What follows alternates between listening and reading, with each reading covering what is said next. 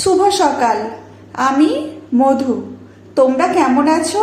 আশা করছি তোমরা খুব ভালো আছো। আমি মোটামুটি আছি। আজকে শরীরটা আমার খুব একটা ভালো নয়। মেঘাচারুর সারাদিনে সবাইকে স্বাগত জানিয়ে আজকের ভিডিওটা আমি শুরু করছি।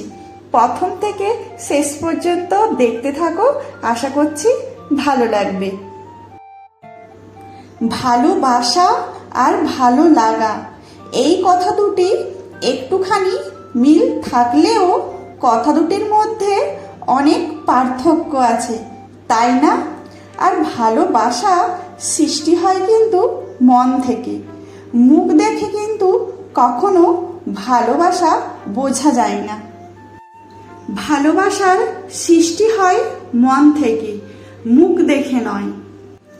কাউকে সামনে দেখে কিছুক্ষণের জন্য কিন্তু ভালো লাগতেই পারে, সেটা কিন্তু একেবারেই আলাদা কথা।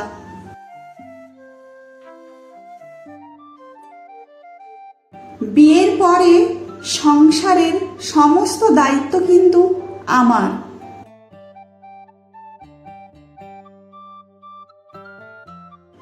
আজকে একটু শরীরটা খারাপ। এই গরমে কষ্ট হলেও আমাদের এই ঘরটাকে কিন্তু এভাবেই সাজিয়ে গুছিয়ে সুন্দর করে রাখার আমরা চেষ্টা করি।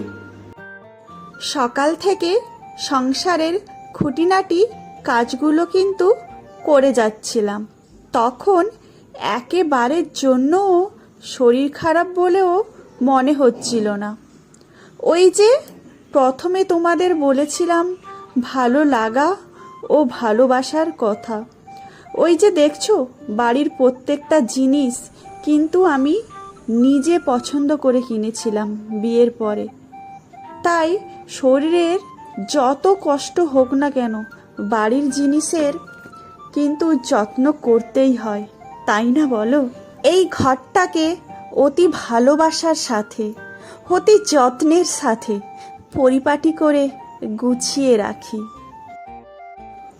তোমরা বলতেই পারো তোমার কাজগুলো রোজ একই রকম। হ্যাঁ, আমার কিন্তু প্রত্যেক দিনের কাজগুলো একই। আমরা কিন্তু কোনোদিনও খেতে ভুলি না, দুবেলা খাওয়ার টাইমে কিন্তু খেয়ে নিই। খিদে পেলে কিন্তু খাওয়ার কথা আমরা ভুলি না। তাহলে কাজগুলো কি করে ভুলবো বলো? আমার এই সুন্দর মন্দিরটা গুছিয়ে রাখার কথা কি করে ভুলবো বলো তো? তাই যতই কষ্ট হোক না কেন বাড়ির যত্ন কিন্তু নিজেকেই করতে হয়। এই গরমে কিছুই রান্নাও করতে ইচ্ছে করছে না, আর কিছু খেতেও ইচ্ছে করছে না, তাই বড়ি দিয়ে একটু লাউ রান্না করেছি। আর ফ্রিজে না সব রকমের মাছ একটু একটু করে আছে, আর কালকে যেহেতু বৃহস্পতিবার সেই জন্য সব মাছগুলো একসাথে রান্না করে নিয়েছি। আর মাছগুলো কি করেছি বলো তো? সর্ষে বাটা দিয়ে না একটু ঝাল রান্না করেছি। আর মেঘা, চারু, ওর বাবা সবাই এই সর্ষে বাটা দিয়ে ঝাল খেতে কিন্তু প্রচুর পছন্দ করে। তোমাদের প্রথমে বলেছিলাম যে আমার একটু শরীরটা খারাপ। জানো তো, হঠাৎ করেই কিন্তু হাঁটুর ব্যথাটা শুরু হয়েছে।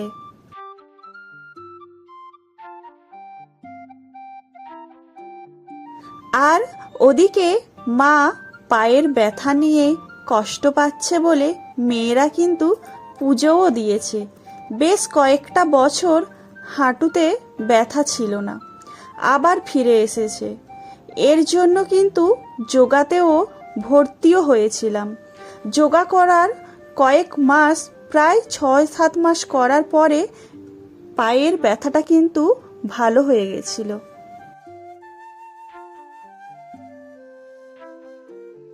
যোগা করার প্রায় 6-7 মাস পরে জানতে পারি যে আবার দ্বিতীয়বার আমি মা হতে চলেছি। সেই জন্য যোগাটা জানো তো ছেড়ে দিয়েছিলাম।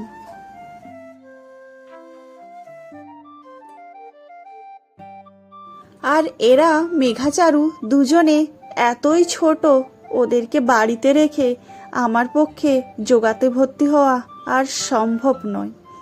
দেখো এদিকে ওদেরকে এই পা ব্যথা নিয়েই মেঘা বলছে যে মা সারাদিন তো বাড়িতে আছি, একটু কি আমাদের মাঠে নিয়ে যাবে? তাই দেখো ওদের একটু মাঠেও ঘুরতে নিয়ে গেছিলাম। আর এদিকে দেখো তোমাদের জামা কাপড়গুলো দেখিয়ে দিচ্ছি, যে সিউড়ি গেছিলাম না, এই কয়েকটা বাড়িতে পরার জামা এনেছি। আর বিশেষ করে যে কারণে গেছিলাম, 10 তারিখ থেকে তো স্কুল খুলে যাচ্ছে। মেঘার স্কুলের জুতোটা না ছোট হয়ে গেছে, সেই জন্য স্কুলের জুতোটাও এনেছি। আর আমার চপ্পলটাও ছিঁড়ে গেছে, সেই করোনা থেকেই জুতোটা পরছি। করোনা যখন প্রথম শুরু হয় তখন থেকে কিনেছিলাম, এখন একটু ফেটে ফেটে গেছে। রাস্তাতে চললে জানো তো পায়ে না ওই যে পিচগুলো থাকে না, দু একটা ওপরে ওপরে থাকে না, ওটা খোঁচা দেয়, খুব পায়ে লাগে। সেই জন্য দেখো আমি আমার জন্য এই জুতোটা এনেছি। আর ওদের দুজনের দুটো গেঞ্জিও এনেছি, স্যান্ডো গেঞ্জি, ওরা বাড়িতে পরবে বলে। আর আমার জন্য কয়েকটা বাড়িতে পরার টপও এনেছি, আর ওটা টপগুলো মাত্র 120 টাকা, আর জুতোটা আমার 200 টাকা নিয়েছে। জিনিসগুলো কেমন লেগেছে তোমরা কিন্তু কমেন্ট করে জানাবে। আর এখানে আমি ব্লগটা শেষ করছি, আর বাড়াচ্ছি না। তোমরা ভালো থেকো, সুস্থ থেকো, আর তোমাদের সাথে দেখা হবে আমার পরের ভিডিওতে। Tata, bye bye.